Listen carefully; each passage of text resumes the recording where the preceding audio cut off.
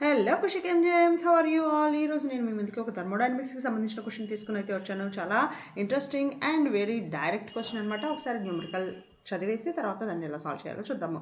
A gas occupies 2 liters at STP. 2 liters volume అనేది అది ఒక ఎస్టీపీ కండిషన్స్ దగ్గర అయితే ఆక్యుపై చేస్తుంది. It is provided 300 joules of heat energy so that it's volume will become 2.5 liters. అంటే 300 joules of energy మనం దానికి supply చేసినప్పుడు దాని వాల్యూమ్ అనేది 2.5 liters అయితే అవుతుంది. ఎట్ ప్రెషర్ 1 atm అనమాట. అయితే calculate the change in its internal energy. Internal ఎనర్జీలో ఎంత చేంజ్ ఉంటుంది అనేది అయితే అడుగుతున్నారు అనమాట. మనం డైరెక్ట్గా ఒకసారి ఫార్ములాస్ ఐడెంటిఫై చేద్దాము. ఫార్ములాస్ తెలుసుకున్న తర్వాత ఎలా సాల్వ్ చేయాలి అనేది ఏంటి అనేది అయితే చూద్దాం అనమాట. సో ఫస్ట్ మనకి ఇచ్చింది గ్యాస్ ఆక్యుపైస్ వాల్యూమ్ అయితే ఇచ్చాడు. మనకు వాల్యూమ్ ఎంత ఇచ్చాడు? వాల్యూమ్ ఈక్వల్ టు 2 liters ఇచ్చాడు.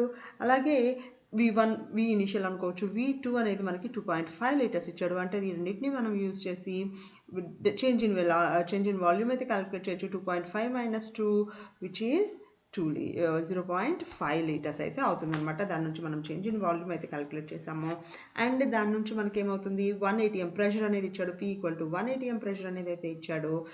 దీని నుంచి మనకి డెల్టా E అనేది అయితే క్యాలిక్యులేట్ చేయమన్నాడు. అయితే డెల్టా E అండ్ వీటితో పాటు మనకి 300 joules ఎనర్జీ కూడా సప్లై చేసామన్నాడు. అంటే Q ఈక్వల్ టు 300 joules అనేది ఇచ్చాడు అనమాట. ఇది మనకు గివెన్ డేటా.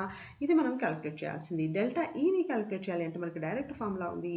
చేంజ్ ఇన్ మనం సప్లై చేసిన heat energy plus total work done. Work done by the సిస్టమా, work done on the system అనేది ఒకసారి అయితే మనం కన్సిడర్ చేయాల్సి ఉంటుంది. ఇక్కడ మనకి ఎక్స్పాండ్ అయింది కాబట్టి work done by the system, so it will be minus అవుతుంది అనమాట. అంటే ప్రెషర్ అనేది మనకి W అనేది మైనస్లో మనం తీసుకోవాలి. సో మనకి తెలుసు formula W equal to P into delta V కింద తీసుకుంటాము. ప్రెషర్ అనేది మనకి 1 అండ్ చేంజ్ ఇన్ వాల్యూమ్ వచ్చేసి మనకి 0.5. సో వర్క్ వచ్చేసి మనకి ఎంత అవుతుంది అంటే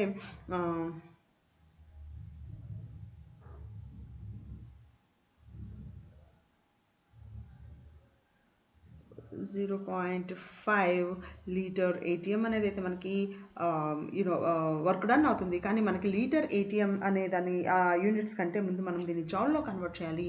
సో మనకి తెలుసు ఒక లీటర్ ATM అనేది మనకు కనుక తీసుకుంటే ఈ యూనిట్స్ని కనుక తీసుకుంటే will be equal to 101.3 joules అనేది మనకి తెలుసు అనమాట. ఇది direct formula. 1 litre ATM equal to 101.3 joules. So నేను దీన్ని దాంతో మల్టిప్లై చేస్తున్నాను. 0.5 times 101.3 మల్టిప్లై చేసినప్పుడు నాకు టోటల్ వర్క్ డన్ అనేది -50.65 joules అనేది అయితే నాకు వర్క్ డన్ అవుతుంది అనమాట. అయితే ఇది నేను మైనస్ ఎందుకు తీసుకున్నాను అంటే ఇది work done by the system కాబట్టి ఎప్పుడైతే work done by the system అవుతుందో అప్పుడు Wని మనము మైనస్లో తీసుకుంటాము. సో Q వాల్యూ తెలుసు. Q వాల్యూ వచ్చేసి మనకి 300 joules మైనస్ 50.65 joules అయితే తీసుకుంటున్నాం అనమాట. సో దీన్ని మనం క్యాలిక్యులేట్ చేస్తే మనకి total change in the internal energy ఎంత వస్తుంది అంటే 249.35 joules. ఇది మనకి ఆన్సర్ అవుతుంది అనమాట. టోటల్ ఇంటర్నల్ ఎనర్జీ చేంజ్ అనేది ఇంత వస్తుంది. సో ఇది డైరెక్ట్ క్వశ్చన్. డైరెక్ట్గా ఫార్ములాస్ని యూస్ చేసి మనము సింప్లిఫై